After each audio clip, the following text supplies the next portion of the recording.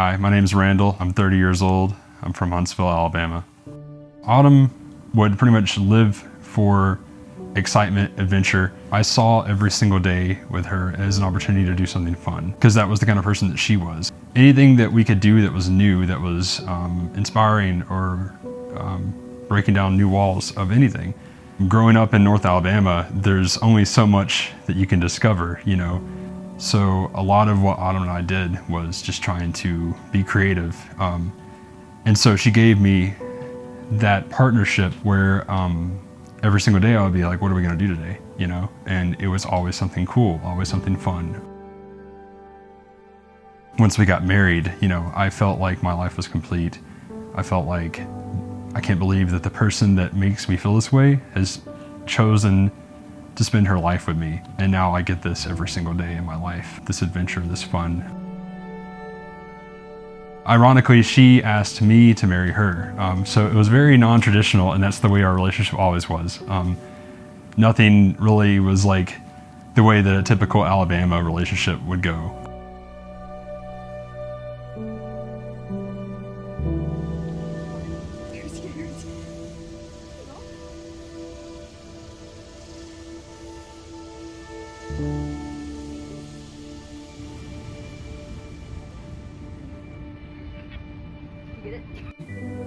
Autumn and I had this very great dynamic of a relationship. She was discovering things that she loved. You know, she was focusing on her goals, and so was I, but we were also still together, you know, like a good relationship would. She was very much into skydiving. That was her biggest hobby and her favorite thing in the world. She had done 70 solo jumps. She was always so proud to tell everyone that.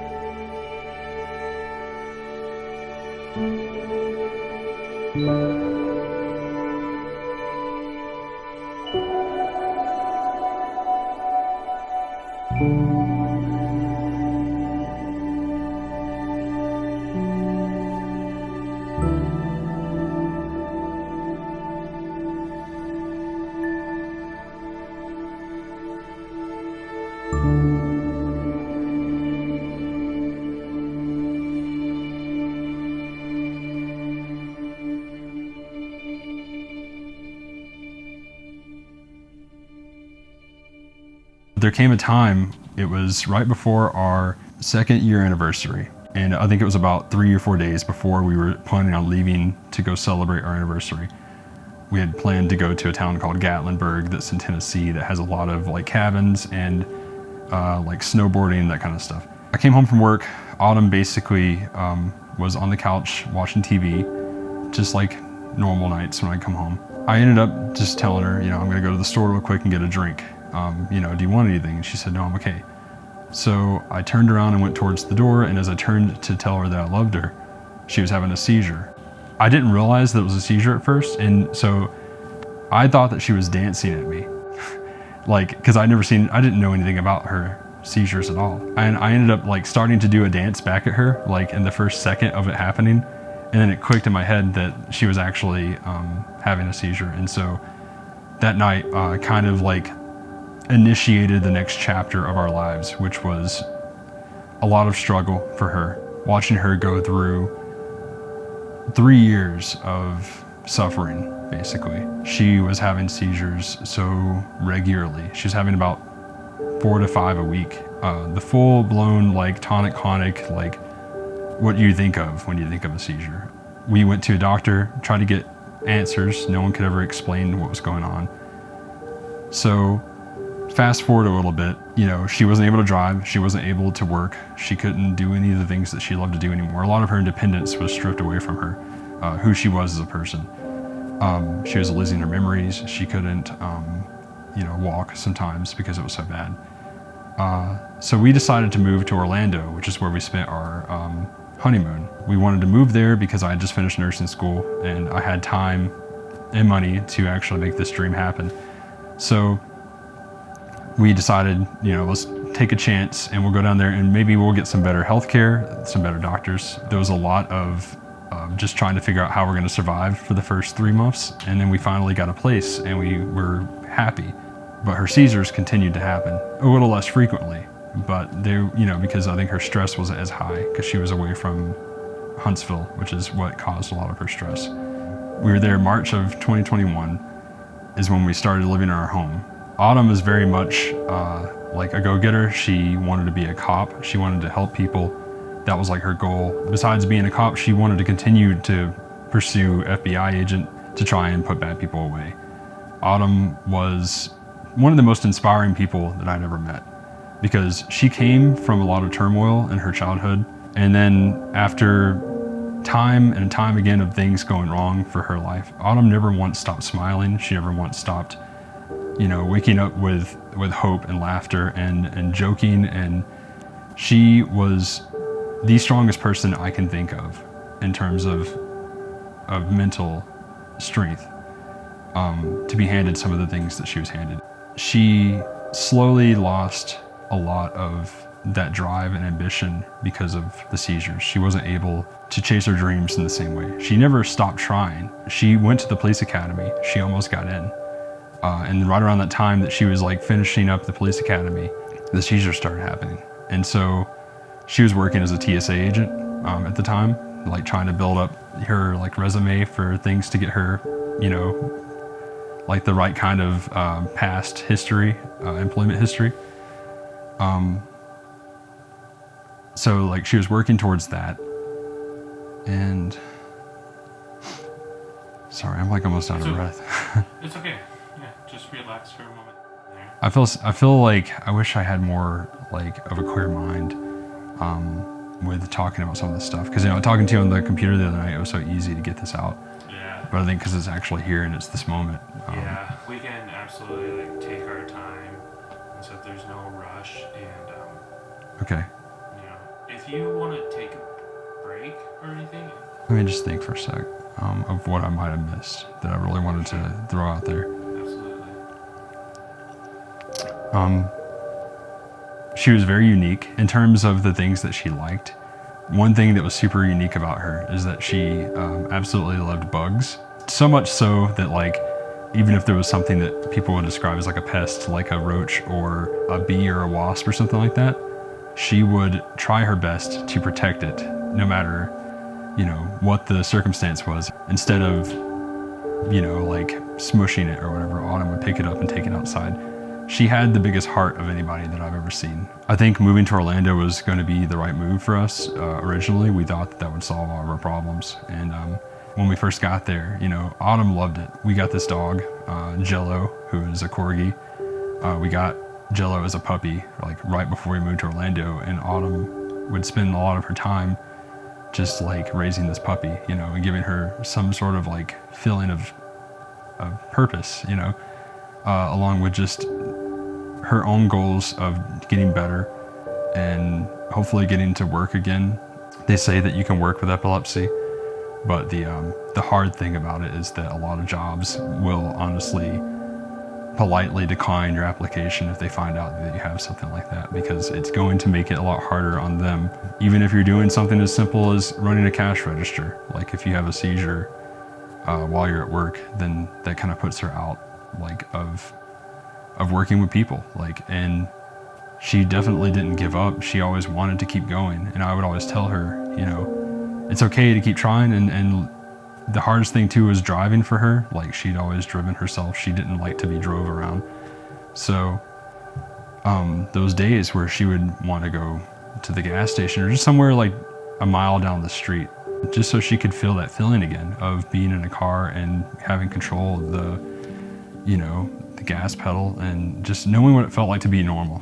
I tried my best to give her whatever independence that I could, like, while staying safe, because I by no means ever wanted to be the kind of husband that like stops my wife from doing something she wants to do, but playing the role of a husband and someone who's trying to be like a caregiver at the same time, it was very difficult because imagine telling someone you love that they shouldn't do something because it's not safe for them, and then you feel like you're being a parent more than a spouse.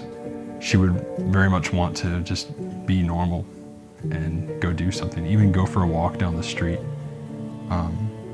And everything always, came with possibilities. What if you have a seizure and you get lost? That happened one time. Autumn went for a walk and had a seizure, and she ended up getting lost in the middle of Orlando. It took her asking these construction workers where she was in order to find her way back home, and I was asleep at the time, so I didn't even know that it happened. I had just started working at a hospital in Orlando, and I was working towards getting a year's worth of experience so that I could start traveling, because that was something that we always had as a goal, was we wanted to see the world together. It was like every other night, except I was going to work, and her mom was there with us. Her mom moved down to Florida to help kind of keep an eye on Autumn at night. It was my last night to work that week, and she gave me a hug and a kiss, and I told her I loved her. And usually what I would do, since I started work around 7, is she would have to take her pills twice a day. So I would always message her around 9 o'clock, because she would take them 9 a.m. and 9 p.m. And ask, hey, did you take your medicine? Just as like an extra reminder in case her alarm or something didn't go off. And I never got a response. And 4 a.m. rolls around, and I get a call. And I'm stepping out of a patient's room, and I get a phone call, and it was from Autumn's mom. So I didn't know what it could have been, I just thought anything. So I stepped out of the room for a minute and took the phone call, and it was the sheriff's officer, sheriff's deputy for Polk County, which is where we were living. And, he of course started the sentence with the one thing that basically tells you what happened, which is, Mr. Bragg, I have some bad news, which you hear that your brain automatically jumps to the worst things, no matter what, whether it's a breakup text or whatever. If you say something negative like that, but my brain didn't want to accept it instantly. I was like, this can't be a real phone call. This can't be real life. What am I hearing right now? I thought maybe she just had a really bad seizure and she was in the hospital or something. But he called me, and he basically I don't know, there's no real easy way of easing into that conversation. He basically just told me that Autumn had passed away. The moment that happened, I remember my heart sunk. There's no real way of explaining this. I mean, you can think about it all day long, how you would react if someone you loved, you get a phone call and they're gone. How do you respond to this? You just realize you lost everything in the blink of an eye. Like, suddenly, everything that I knew about my life was now about to completely change in an instant. When I got to my home, my coworker had dropped me off, and I saw, the cop cars. I saw Autumn's mom on the porch. She had already been there, and experienced everything. So it took me about 30 minutes of building up the courage to go inside. From that point, I wasn't ready. I tried to hold on as long as I could, because I knew, that I would get like a visitation and everything, but this is going to be the last chance that I get to hold my wife in my own home. And so I kissed her. I gave her the biggest hug I could give her. They let me take like a small lock of her hair so that I could just have it. It may sound weird to some people, but it's the last physical thing that I have of Autumn. They finally took her away. And that morning, I remember I was sitting there talking to Autumn's mom, and I was like, I don't know how I can do this. I can't do this. You're so accustomed to your life being one way. Your spouse being at home when you get off work, or you guys always taking a certain night to go on a date night or something, or you know, eating and drinking a certain drink at a certain time of day. Like, we always drink Red Bulls. That was our big thing. And suddenly every little thing like that was a normal, like, ritual in our lives became just me by myself. But I always imagined that she was going to walk through the door and join me. Or, you know, those times where I wanted to text her and just say something. Like, the more that those things would happen and that I would come to a realization that she wasn't coming back, the more difficult that things were getting for me. I had friends and family that came to my aid. They flew down to Orlando and stayed with me for about a week. My mom helped me with a lot. My friends helped me with a lot. And even my job let me take off 2 months from work. And they all pitched together and helped me with some donations so that I could have a little bit of relief. And this is around the time when I decided I needed to do something. I can't just sit here, because sitting here in my house alone, that's not going to solve anything for me. All it's going to do is make me dig deeper into a hole that I'm already in. I joined some widow groups pretty soon after this happened on Facebook, and I noticed that a lot of the widows on this page were like me, where they lost hope in everything. Because you can't just take someone's other half and they be okay for a long time. You can't do that. That person becomes half of your life. Even though you're still two single individuals, I felt like Autumn was literally 50% of me. And so when I lost her, I lost hope. And then whenever I lost hope, I thought, what would Autumn want me to do right now? How would she be proud of me if she knew that I was just sitting here crying or upset? So the whole idea of this trip, my thought process was, what's something that I can do that will put me out of my comfort zone that Autumn would want to do?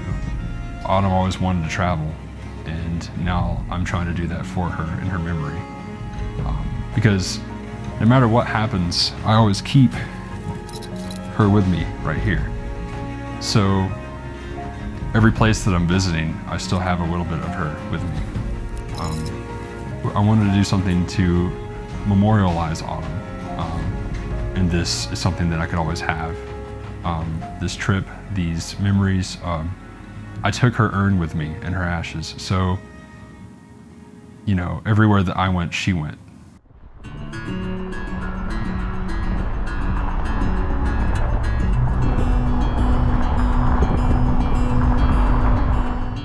Hi everyone, my name is Randall.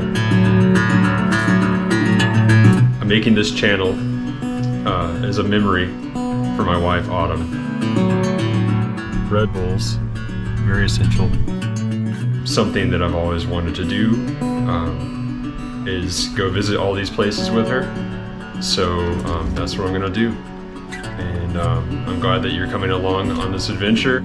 Not sure how this entire plan is gonna go. This is kind of like me figuring it out along the way. So yeah, this is my first video, and on my new GoPro 10 that's gonna capture some really great footage. So anyway, I guess I'll see you guys along the way.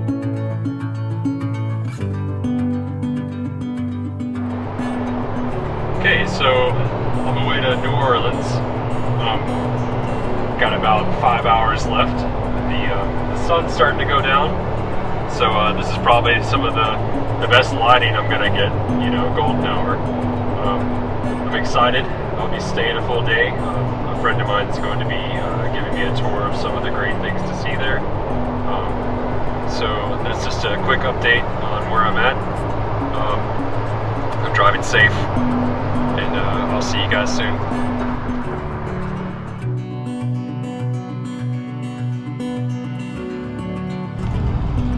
Hey guys, so I just passed into Alabama, and of course I have to make a video for this because this is where I'm from.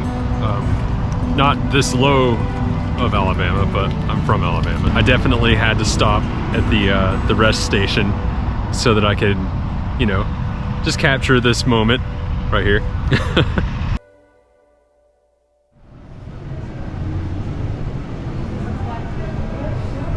I'm just gonna show off some of the beautiful parts of New Orleans. So, here we go.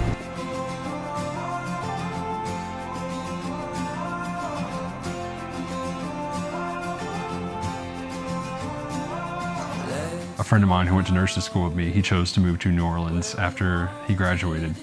And he kind of gave me like a full tour of the place, let me stay the night at his home, and showed me some of the really awesome historic stuff that's there. You know, the main strip of like all the places where people go to party and drink, and there was a lot of voodoo going on, and bubble machines and things that that like just seem like it makes it feel very much like a party town. You know, I went to like a few cool historic places. I went to the voodoo place, which you can't bring cameras in, so you know I wasn't able to get footage of that. But I got some footage of some food that I tried there, some authentic Louisiana food. There was also some cemeteries and very much like that Gothic French style architecture everywhere. So it was a cool intro to this trip. Something really unique on this trip to New Orleans. There was a fence that had locks on it. It was like this random fence just along the water. So I ended up having one of her keys with me, and I had a lock that I just so happened to have in my book bag. I was very thankful for that. So I clicked it onto the fence, and I also attached something from her keychain. It was like a Gremlins character. She had that on her keychain. It was a movie that she really liked when she was younger. So I equipped it onto the lock, and it's still there. My friend actually recently went by and took a picture of it and told me that he was able to find Autumn's lock. That was how I ended New Orleans. This has been a really great first stop for me. I got to do this for Autumn with the lock. I actually spoke with someone out there who was asking me about the lock, so I got to tell her story a little bit to a lady who really enjoyed it, and that was nice. Therapeutic for me. This whole trip is hopefully going to be one big life lesson. From New Orleans, I decided to head to Austin, Texas. I know that it's like a big place for young people, which is why I thought Autumn would have loved it. I did stop at Houston. I got like a few videos there, but it really wasn't my main goal. So I walked around downtown Houston for maybe an hour or two, and then I decided, okay, I'm ready to leave. So I went to Austin, Texas. There's a place called Lake Travis there, which I got lots of footage of the zip lining that I did there. In the spirit of Autumn, I decided to do something that's heavily adventurous. I had never done it before, so it was like a brand new experience for me. I know she would have loved it because we had talked about zip lining in Florida before.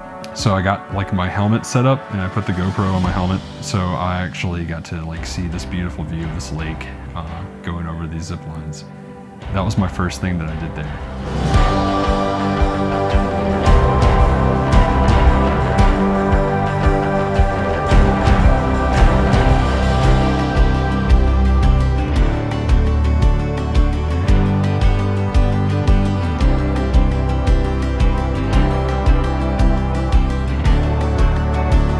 From there, I asked some locals, what is there to do in Austin that you would recommend for one day?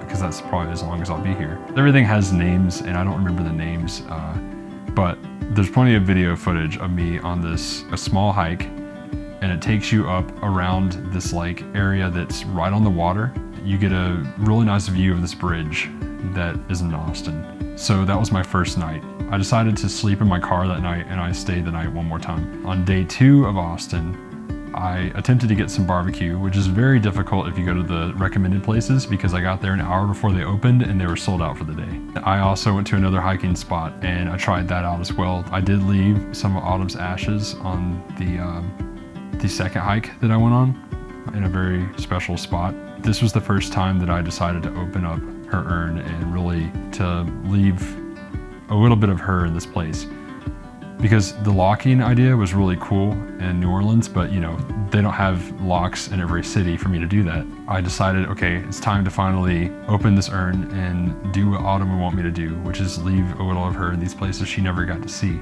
So I went on that hike, let out some parashes into the air, down in a special place where no one really could get to. A lot of this was me climbing, feeling like a kid again, because I'm like, where can I go where people won't bother this, you know? Because I don't want to put it like right on the main trail. I want to get off and put it somewhere where Autumn will be able to still get a view of the place, but you know, it's like off the beaten path. So a lot of this trip was me finding cool places to basically like leave a little bit of her. I spent the last bit of that day, I rented a kayak and took it out in front of the city. There was bridges where there's a lot of bats that hang out, and that was something really cool to see because they would fly out. At this point, this is like the second city, and I was already pretty tired physically because I was doing so much. And I decided to call it a day at Austin and head towards my next destination. I left from Austin, Texas, and went to El Paso. I have some family friends that used to live out there. They told me about a few things to do when I was in there, definitely some food. Chico's Tacos is one of the big ones that I was told to try. It's like rolled tacos, they were delicious. After trying those tacos, I can see why it's famous. Definitely really good texture, it tasted authentic. Happy I stopped by. I of course found like the closest lookout spot that I could find, which was like, you know, Googling just like lookouts. It brought me to this one that kind of gave me an overlook of the whole city, and from that overlook you can see like the Mexican border. You can see there's a giant X that exists out that way. Really beautiful spot, so I left some of her ashes there as well. Then I was like asking a few people like other things that they recommend, and there was a trail, some hiking trails nearby. They have what's called like their Aztec caves. I don't know if they're like actually historically Aztec caves or if that's just what they're named. But I decided to attempt this trail. The guys at the visitor station said that's a good one to start on. So I decided to head towards that trail. I'm here for it. So here's my view coming up. Cacti. I was hiking on this and I somehow got off the trail. So I don't think that I'm on a trail anymore. I think I got lost at some point. Like, I guess it divided and I couldn't tell. I know how to get back down. I just go back that way. So I went on some random trail and it definitely wasn't an easy one. Like, it took me pretty much all day and it kind of just ended abruptly, and it ended really really close to this giant mountain. It looked climbable. So my brain was like, well, if I'm already out this far and I'm lost, I might as well just climb to the top of this mountain and get the view. The cool thing is that I did manage to make it to the peak of this little spot. So on the other side of me is that. The view is incredible. I left some of her ashes up there, and honestly I feel like that's probably one of the most secluded places that I could have left her ashes on this trip, because I don't think anybody else is getting up there. I ended up like making my way back down, and it was very sketchy. These cactuses are just hanging out, like literally in a tripping zone where it's easy to trip, so I gotta go nice and slow here. There was times where I'd feel rocks slip out from underneath me, so basically I ended up having to just slide down on my butt most of it. So I almost made it down this entire trail without getting like seriously hurt. And I was like thinking that I was gonna die and then no one was ever gonna be able to find me because I'm just out in the middle of nowhere. But I finally got down to the bottom.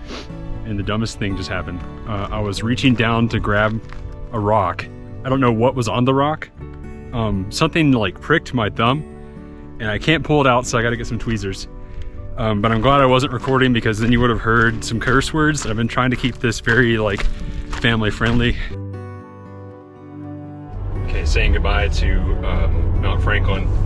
So goodbye. We are now headed to White Sands, New Mexico. I am an hour and 14 minutes away, so just gonna jam out.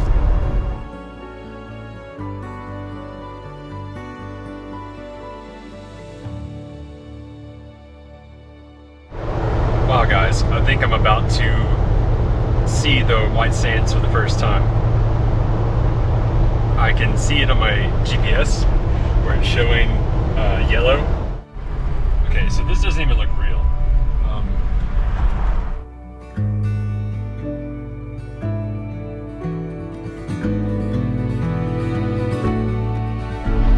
We're a little worried about the car right now since I'm driving on sand. This place is unreal, so I'm gonna take you guys for for a walk up this sand dune with me. Just look at this place. It looks fake.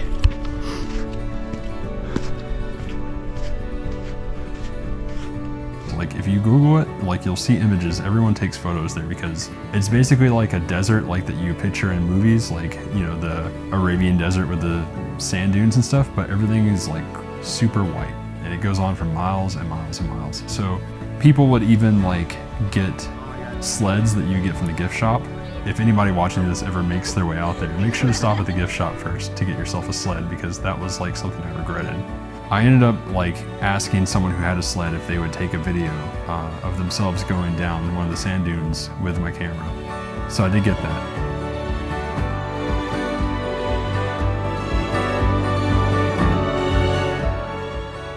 I'm definitely coming back to this place at some point. It's just too beautiful and I would love to share it with people. I mean, just look at this. My GoPro basically like crashed. All my footage from this point before was like corrupted. Talking about hours of footage. I was like, okay, this can't be happening, especially here at this place where it's so beautiful. I did get some footage before it messed up of White Sands. But I really wish that it didn't mess up, because further into that night, because of course I stayed longer after my camera crashed, I made a friend who was also traveling across the United States, but in the reverse direction. He was coming from California, making his way around, and he was about my age. So he and I like just took some really cool photos for each other and just like walked around. He had his own custom sled, so he let me like go down some hills on it and stuff. It was probably one of the coolest experiences I'd ever had, where I would meet a stranger and we became friends, you know, and we're sledding down hills together on the same day that we met. We pretty much like stayed until the sun went down and watched the sunset. That was in itself a really nice experience, because not only did I get to share my story with someone, he got to share his, and so I got something out of that. White Sands was one of those places where I did leave some of Autumn's remains. Having the ashes has helped me, because, you know, I feel like I still have Autumn in my life to an extent. And getting to do this for her and for me, it's therapeutic. So I left some of her ashes at White Sands, and then of course, that's whenever I took off to the next location after I got my camera. Hey guys, this is gonna be an interesting video for you, because whenever I got into Arizona, actually before that, I was in New Mexico at the White Sands National Park. My camera, out of nowhere, when I was in the middle of shooting, the SD card screwed up, and it freaked me out because I literally had 80 gigs worth of videos on this thing. So I went to Tucson, Arizona, where my sister lives. Went ahead and checked into one of those data recovery places, and they were able to recover all the videos that I had gotten from the trip. And it took 3 days. So I went ahead and explored Tucson. There was a lot of really great things there. Mount Lemon is one of them, and Gates Pass. And then from there I went up to Phoenix. I saw an old coworker that I haven't seen in a long time, and hung out with her. And then I made my way back to Tucson to pick up the card, and I stayed one more night to see my family. And now I'm officially on my way to Las Vegas.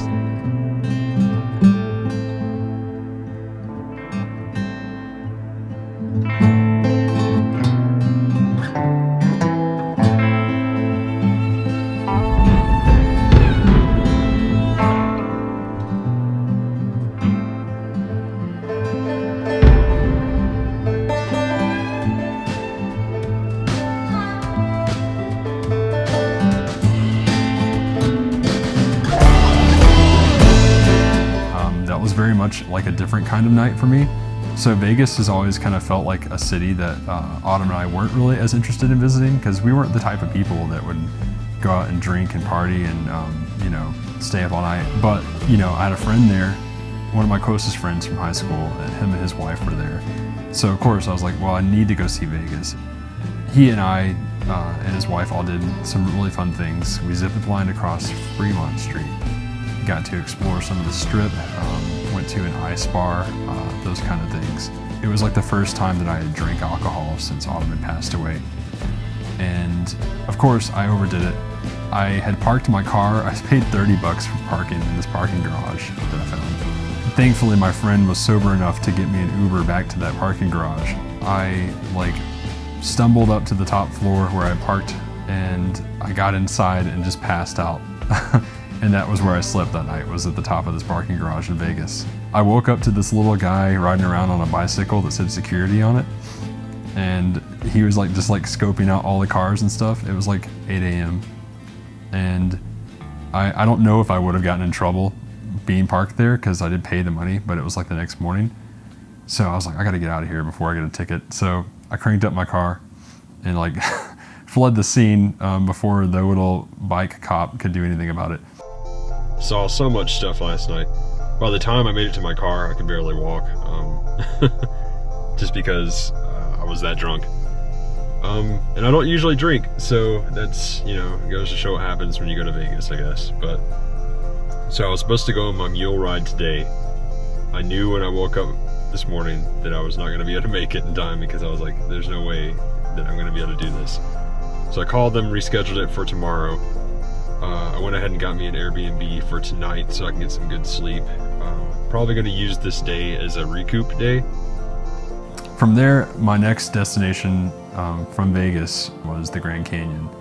If I'm going to do something that requires a lot of walking, then I wanted to be well rested. So I rented this cheap Airbnb about 20 minutes away from the canyon. And it was like the best sleep I'd had in a long time because I was so physically exhausted from everything I've been doing. I started that next morning checking out the canyon.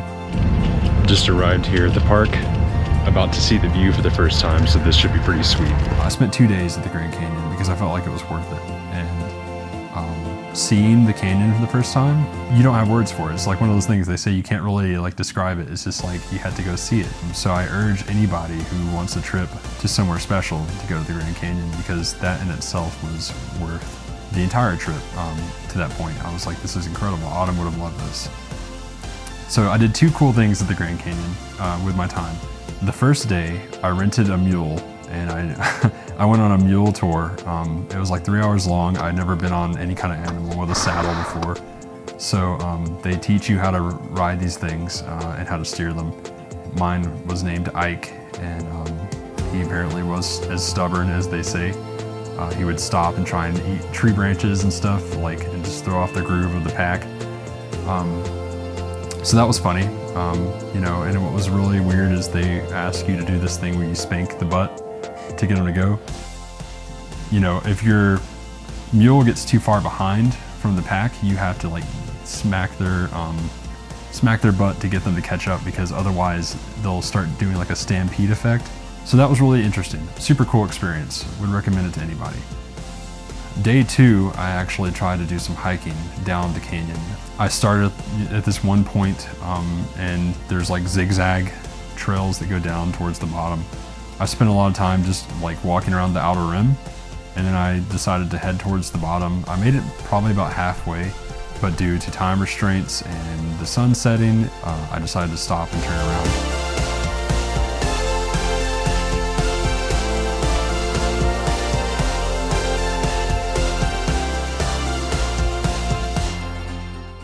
When I was making my way back up, a guy had stopped me and showed me this tarantula, an actual wild tarantula that was crawling along the walls. And it was kind of off the path a little bit. And, I told him about Autumn and how much she loved bugs and how much she would have been freaking out right now if she could see this. Because of all things to see, it's almost like a sign from her. So I found that tarantula, and I figured that's exactly where Autumn would want to be if she was anywhere in this canyon. So I went ahead and left some of her ashes there, a good bit, because she definitely wanted to come here. I was like, where else would Autumn want to be besides next to this tarantula? Now that she has a critter friend in the canyon, then that gives me a little bit of happiness to know that I found that tarantula right before that happened. So it's a beautiful day to be up here been beautiful today and yesterday. I finished up my hike at the Grand Canyon, and this is when I decided, okay, it's now time to check out California, because that was like, I know for a fact I'm going to California. This is as far west as you can go. There was one stop before I made it to California, and it was to meet a widow that I had met on one of those social media pages. Because the original idea behind this was that I was going to meet widows along the way and interview them about their experiences with their loss and get their perspective on everything. She lives out in the middle of nowhere, Arizona, so I got there late at night. It was like maybe around midnight when I pulled in. So the next morning, you know, I got to meet her, and she shared with me some of her experiences, what happened with her and her husband. Then she was like, hey, let's go check out some stuff. So there's a lot of footage of me basically hopping in one of those off-road vehicles that she has, and I pretty much got to like experience what it's like to be deep into Arizona.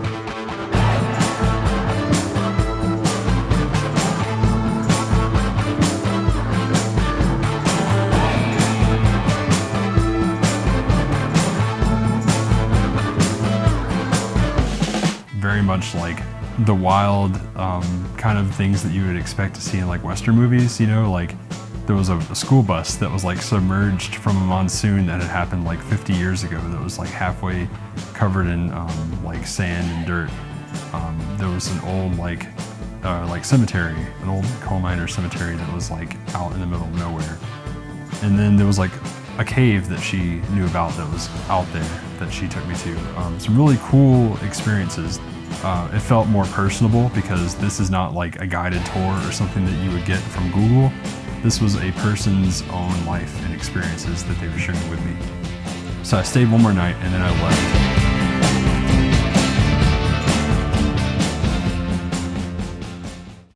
I ended up finally making my way to California, which was a big deal for me because I'd never been to anything close to California. I, of course, didn't have that much time left. I was kind of running short on my days.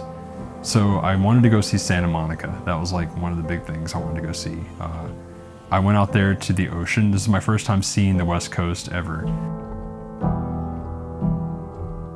So I ended up like taking Autumn's cremains and I brought them towards the ocean and spent some time just meditating there by the water and thinking about everything that I had seen so far. There was a moment where, of course, I broke down, and this was like a heavy-hitting moment for me because I realized how far I was from home and how much I've done already, and it was just an emotional moment for me. There's one place I can be sure that Autumn would want to go have a final resting place at. It's in the beach, in the water. So I'm definitely leaving some here for her. She deserves it. Such a beautiful spot. So, Autumn, this is for you. I'm so happy I could make it this far. Thank you for keeping me safe throughout this entire journey and for keeping my spirits up whenever it was hard not to. I'm gonna do this for you.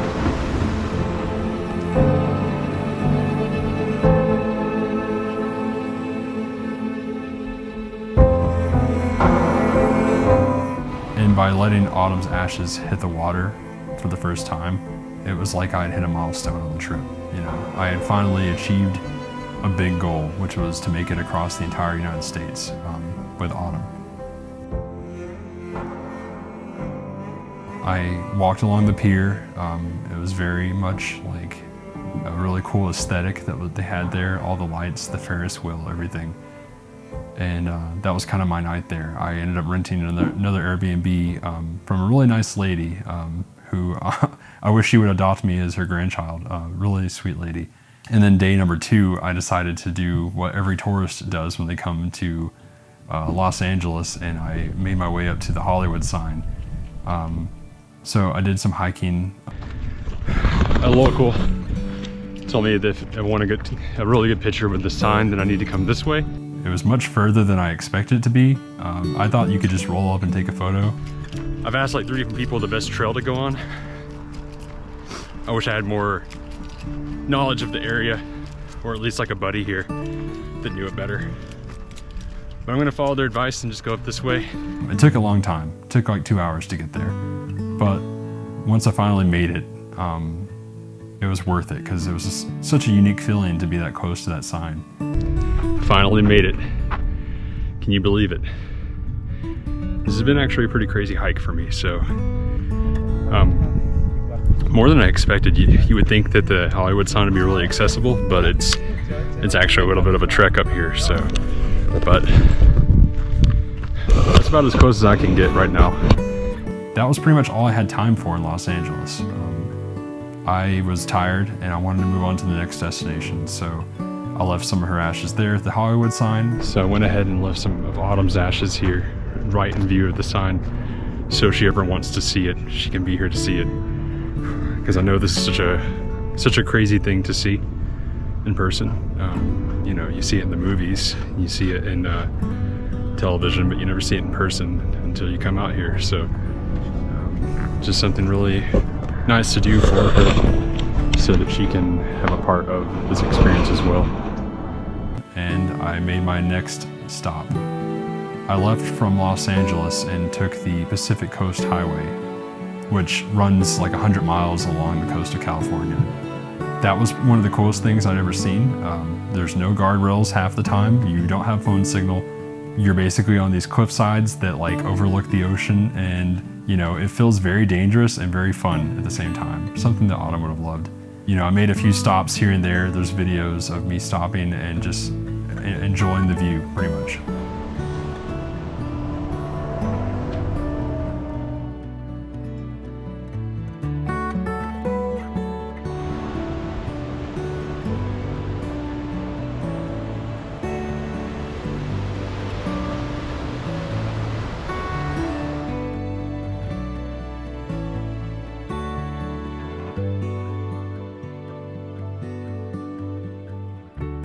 Okay, so I'm just driving along and all of a sudden I see this ridiculous mountain. It's super foggy. It looks like frickin' Norway out here. I finally made it to my next destination from the highway. I arrived in San Francisco. I'm in San Francisco right now. So I'm pretty worn out from this trip.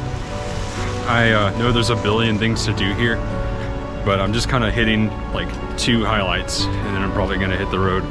I hate to say that, but it's just one of those things where my body is like physically and mentally breaking down from just being on the road so long. I'm not used to this, so. But the cool spot that I'm at right now, I don't know if you guys have watched Full House before, but I definitely wanted to see this in person just because, you know, how many times have I woken up in the middle of the night and watched this show? I didn't know what to expect out of San Francisco. I knew a few things. I know there's the Golden Gate Bridge. That's always, of course, like the big thing everyone has to go check out. I had bad timing because the day that I decided to go check out the Golden Gate Bridge, it was literally like 100% fog. Could not see anything. It just looked like the Silent Hill. I knew it was like not even worth going up the stairs to do it because you wouldn't see anything, but like I did it anyway because I wanted to leave some Autumn there. I went up to the lookout area, the famous one where all the photos are taken, and I left some of Autumn's ashes up there. Autumn liked rain. She actually liked this kind of weather. So maybe this is what she wanted. My thought process was, you know, I might not be able to see it right now, but she can at some point, you know.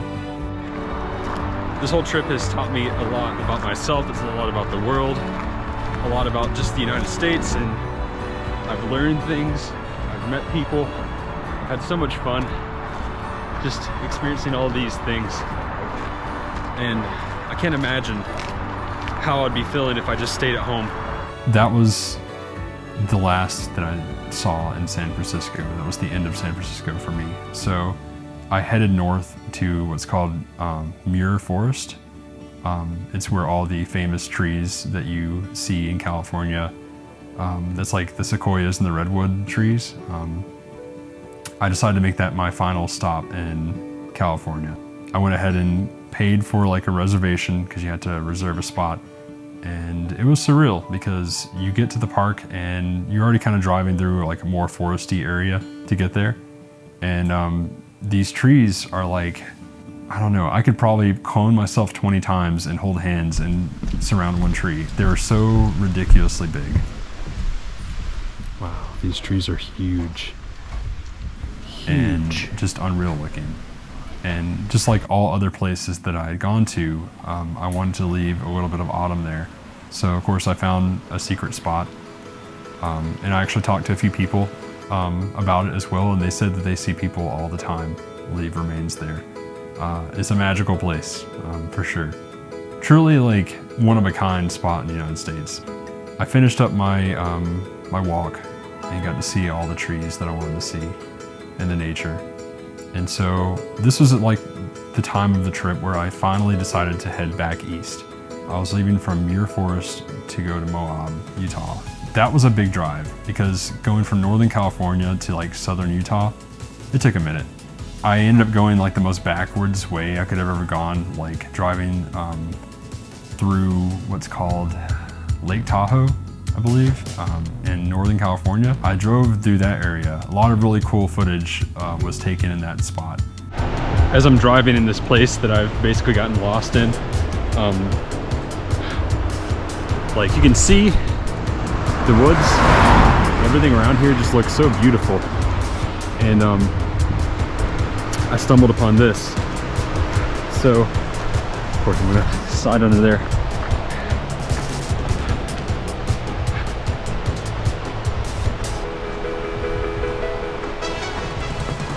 The sun's a little bit bright right here, so I'll stand in the shade so you can see. Every time I get lost and end up in a place like this, I kind of see it as Autumn probably wants to see this, or, you know, some will of the universe wants me to stop and pull over and check it out.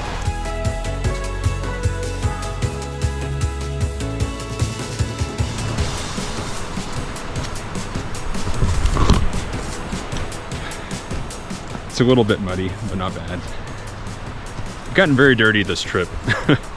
Like I have an entire pair of clothes that's just covered in dirt and dust from Arizona.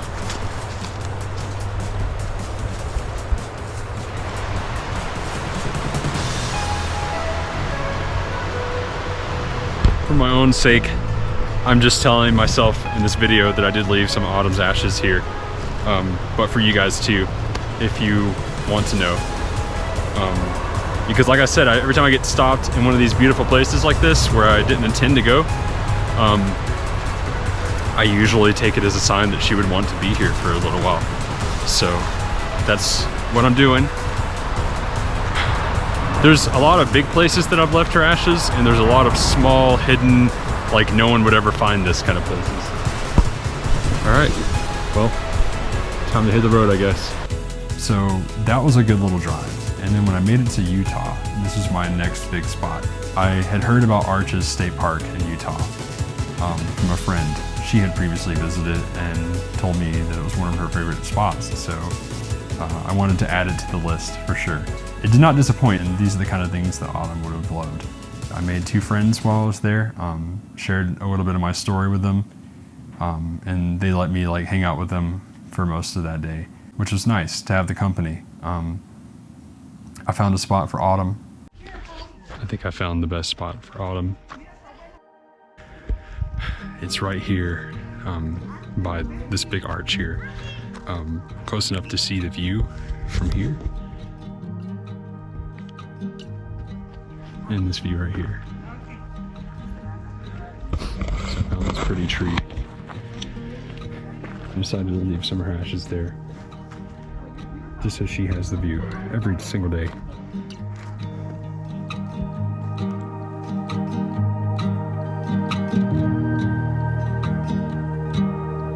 This is getting close towards the end.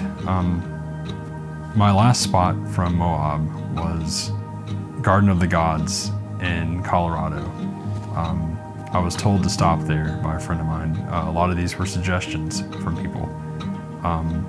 So Garden of the Gods shares a lot of similarities to Arches State Park. There's just these ridiculously huge, like ridiculous looking rock formations just like everywhere. And There was so much to climb, so much to see. It was a huge park. It took me half the day to check it all out.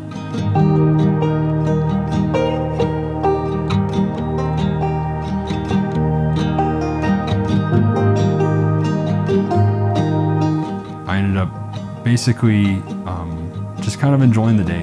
I didn't really like put a lot of pressure on getting great footage or anything. I just kind of like walked around and enjoyed my time. I was so tired and so excited to go home to family and friends at this point. So I enjoyed my last day at this park, and that's about the time when you see the footage end.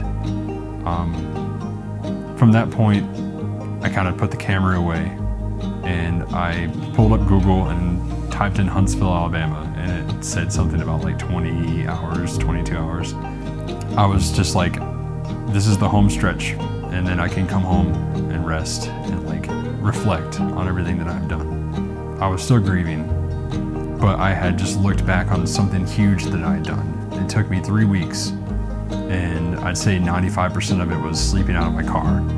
And in those 3 weeks, I had accomplished so much, and I did it all in memory of Autumn. In my heart, Autumn was with me on that trip, and she shared so many of those moments with me.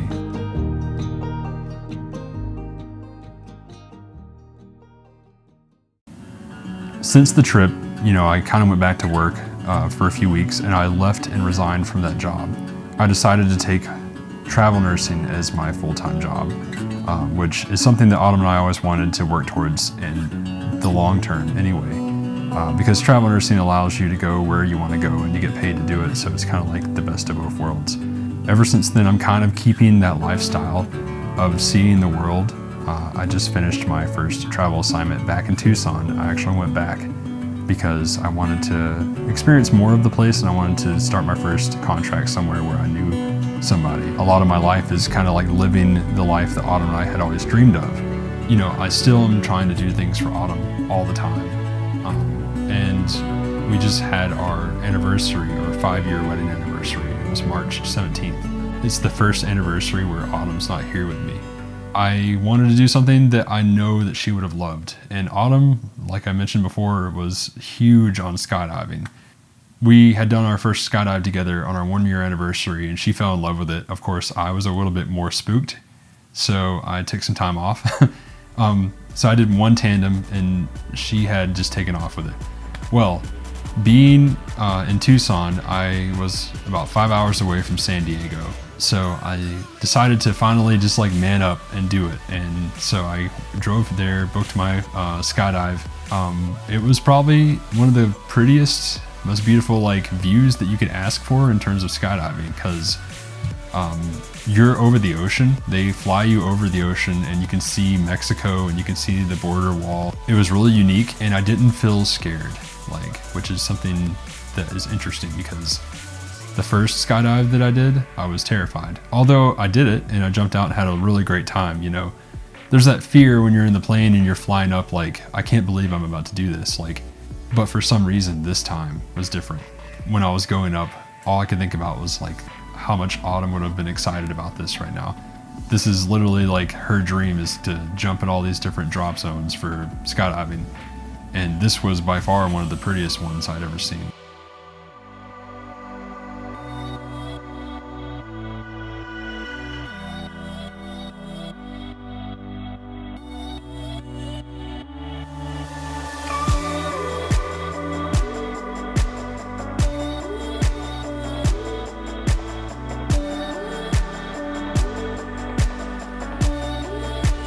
Got to the door, they do the whole thing where they lean you back and then you roll out pretty much, and it was incredible. And I wore my necklace, and it's like she was there with me.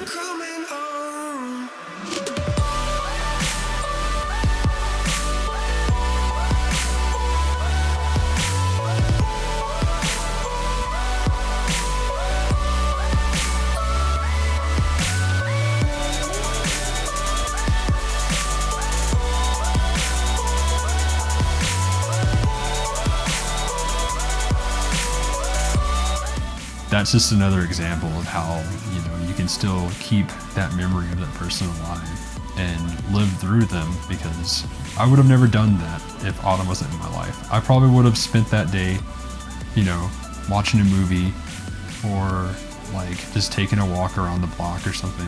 But instead I jumped out of a plane, and it was because Autumn gave me that courage, even in the afterlife.